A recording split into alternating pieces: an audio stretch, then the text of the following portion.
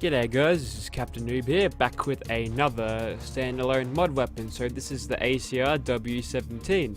This is a highly customizable rifle with custom meshes, textures, modifications, the works, you know. So let's get into this attachment. So this thing's got a semi-auto receiver or an automatic receiver. It's pretty shallow for that, but we'll chuck on the automatic receiver because this thing's a little bit broken with the semi-auto receiver. What? Moving on, let's go into the barrel so you can have a standard one, a longer one which nets you a little bit more damage, or a high caliber barrel which give you the most damage, so we'll definitely chuck that on. We are at the cost of extra weight, but we get accuracy and range out of it, so that's always a good thing. Now for the stock, we've got a few different types of stocks here. All of them look really cool and modern, so may not really fit in with Fallout, but sure, these look great. We'll go ahead and chuck on the tactical stock for ultimate movement and stability. I don't see why not. Next up, the mags. We can go from mag regular with grip, extended mag with grip, or fast mags, which are two mags taped together for fast reloading. That's awesome, so we'll definitely chuck that on. As you can tell here, we've got 450 rate of fire, which should be blazingly fast, so I'm interested to see how that'll turn out. But for now, going into the sights, we've got a bunch of sights to choose from, including red dots, holographics, ACOGs, night visions, thermal scopes, and hostile target finder sights. So highlights them in red, so that's definitely cool. I think this gun is inspired from Call of Duty. You'll see that a little bit later as we go on, and that is a tiny suppressor we've chucked on that. Interesting. Alrighty. So this thing comes with a damage modifier, and it just doesn't have the numbers like I did for the BFG. It's actually got different rounds that you sort of use to explain why the damage would be higher or, you know, lower. So that's really good. We'll leave it at no damage modifier for now unless we really need to do it, but I think we should be fine. Next up, we've got a bunch of sort of rounds that we could use. So these are sort of elemental, which is really cool. So there's cryo, armor piercing, incendiary, radiation, or energy, which is really good. We might as well chuck on some energy. That sounds good. We also get a bunch more energy out of it, so damage out of it, which is really good. So that's definitely something I want to pick. So for this weapon, you get the choice of chucking on prestige sort of paint on it, which is obviously from COD. And the way you unlock that is actually with using this weapon and gaining kills with it. Will actually net you pretty good camos for it, which obviously I'm probably not going to achieve by clearing out Gutter's Plaza in a few monsters, but whatever. You can go ahead and experiment for yourself what these camos are like later on if you feel like it. Now, for this weapon's ammo types, you can choose from 45 ACPs all the way up to 5.56, so although it doesn't really change the damage of the weapon, which is kind of puzzling. So if I was to chuck on 10mm, which I think are the smallest apart from the 38 special here, we're not going to be changing the ammo a bit, and probably we should be able to fit more bullets in the mag if they're smaller 10mm, but I don't know, that's a sort of a weird thing. Maybe it's just because the modder wanted to have this work with all these mod types so you wouldn't have to worry about running out of ammo for it. That's understandable. Next up, we've got a flashlight we can attach onto it, so never really attach a flashlight, so why not, we'll chuck it on. And you've also got the paint, so you can either have the tan, which looks kind of horrible. We won't be fighting any sandy areas, so I don't think that'll be good enough for us. I prefer the grey, but it's there if you want it. So you can chuck on a laser sight if you want, which can be chucked on with a foregrip too, according to this. I don't see no foregrip though. So it can be the red, green, or blue, which is really good. That's nice. We'll just stay with the red one, that's fine. That'll probably improve our hipfire accuracy. Yep, that's pretty standard. Now, this is the really interesting one. This is the nameplate of the weapon. So you can go ahead and choose any sort of one of these which you could go from. I've got a bunch of Fallout YouTubers here that are sort of more notable than me. For instance, we've got MXR here, so he'll make your gun more immersive and lore-friendly. You've got Gopher here, and you've got Tyrannicon here. I like Tyrannicon, he's funny. But you can go ahead and make your own. So if I chuck on the player one, there's actually a little guide to having your own name chucked on it. So I've gone ahead and edited the texture file for that, and that'll actually say Captainoob once we get into it, which is really cool. Next up, we've got a heartbeat sensor on this, so you can chuck on a heartbeat sensor, which is admittedly pretty hard to implement in Fallout 4. So what it does is just raises perception by 1 and luck by 2, which is completely fine. That makes a lot of sense, and it's a little cool gadget to have in your gun that you don't see in Fallout. And you can have a foregrip to increase stability and reduce recoil, so we'll definitely chuck that on. And we've also got a legendary slot. Wow, that was actually quite a lot to get through. Good on you if you made it this far, and look at the length of that name. Bloody hell, let's get into this thing in Gunner's Plaza and see how we go. Righto, after that long ass intro with all the attachments, let's finally get into killing some of these gunners here. So there you go, there's Captainoob on the side of the weapon. If I just go up against the wall, hopefully you guys can see it. It's a little bit dazzling with the light, but I think it's seeable. So there we go. Looks like the scope is doing its work to keep all these people nice and spotted and read at all times. The first thing you might notice about this weapon is its firing sound, which is just awful. It's bad.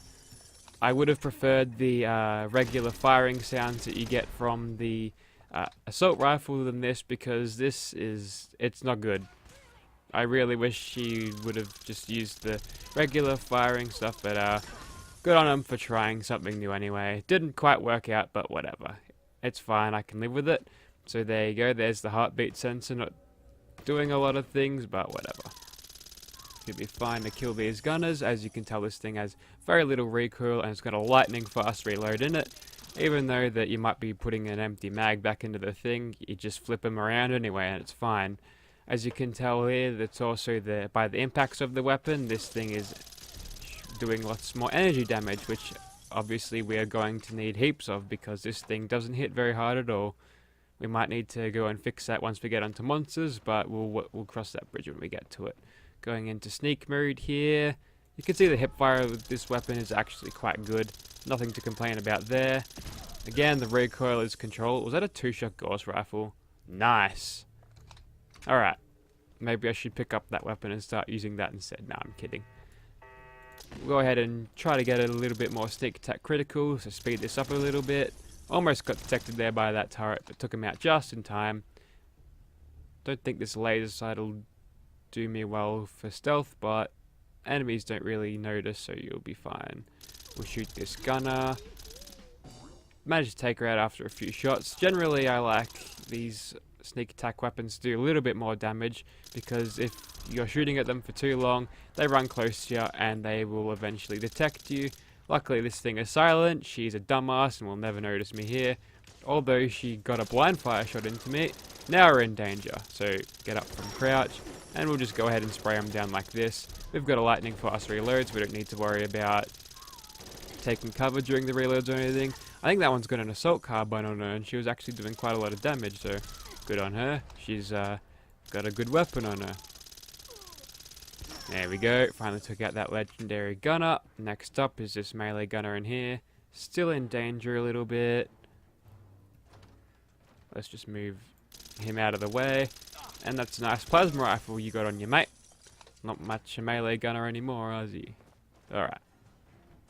So coming on against these next gunners here, we should be able to take them out nice and easily. Let's switch to third person and shoot at these people. You can see the recoil is actually enough to sort of drag this weapon down. So if I aim at the bottom of that chandelier there and fire for a few seconds, my crosshair is now lower than it was before without controlling the recoil. But a good thing about this weapon is it's got reload animations that are in third person, which is attention to detail, which I greatly appreciate. So the mod has gone to extra length, so you get that reload looking really good in third person and first person. So very, very good. Well done, Mr. Modder. There we go. Only just managed to outpace the stimpack healing there, so yeah, this thing's power isn't too great. We're going to have to fix that before we take on Swan. But until then, that was it against Gunner's Plaza. You know what, I feel like while this thing doesn't hit particularly hard, it is fairly balanced for what it is. You got a quick fire rate on it, which makes it good with certain legendary effects, and you've also got a lightning fast reload on it, which makes it good for pretty much anything really. So let's go move on to Swan and see what this bad boy can do there. What you dancing around for? So this is the unmodified or undamaged modified ACR versus Swan over there, and there you go, that's definitely my name on the side of the gun in stenciled too, so everything works well. Let's get stuck into Swan and see how we do. Strangely, he's not coming up on the red radar thing, the IR scopes on this thing, so that's kind of weird, but whatever. Although we aren't doing much damage to him normally, these sneak attack criticals are definitely making up for it, as we're rapidly hitting him with about quad damage, which is really good. We can keep backpedaling like this, and since we've got a tactical scope on, we aim down sights and we can strafe about as fast as we can while hip firing, so that's actually really good for backpedaling away from Swan as he sort of slowly waddles towards us. Poor guy never knew what hit him, so you know what, that's impressive. Let's go and put on some legendary effects of mine and see what this bad boy can do when augmented with those. Also, special points to anyone who can guess where these sunglasses are from. Righto, so we've figured out that this weapon has a really good long range sneak potential, so let's go ahead and capitalize on that with the covert effect. So we'll do a little bit more sneak attack critical damage, which will be useful against this giant pack of bears. So there you go, we've got a 6.4 sneak attack multiplier there, and that'll allow us to do good work against these bears, provided we can stay nice and undetected. So we'll go ahead and sort of backpedal our way out of trouble here, as these giant bears are on the approach here. Looks like they vaguely know where I am, so we're about to go into a fight soon. There we go, looks like we are. We're in danger, we should be fine. We'll take out the rest of these smaller bears whilst they're running at us. As they jump around and stagger, the screen shakes like the freight train just hit it, so that's funny. There we go. He tries to get us. I went a little bit too close to him. That's fine. Looks like they don't like this bridge very much. This is probably the biggest exploit point on this sort of fight that you could possibly do against these bears, which is kind of interesting, to put them so close to a place where they cannot pass, and the player can just sort of sit there and snipe at the bear to get an easy kill. But there it is over there. Back into caution. We'll see how this thing does now. So he doesn't know where we are. He's checking where we were. Now he vaguely knows where we are. So let's just hop down here then.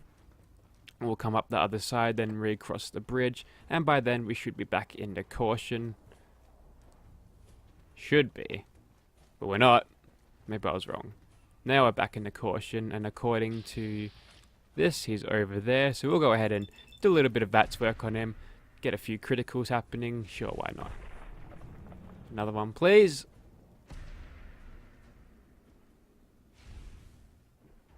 Maybe we should just stop the VATS criticaling. Yeah, that's it. So we'll go ahead and shoot him some more. Still in a caution, so all that 6 times damage is doing well on him, although it doesn't really show it with his massive health bar. We should be fine. Come on, almost dead. There we go. So, with that disintegrated bear who just decided to pop back into existence for a second, I think that is about it for this particular video. If you like this weapon and like to see it in your game, be sure to check out the description. I believe this one is on PC only, but I could be wrong. If it is on Xbox One, you can find the link down in the description too. Thank you for watching, guys.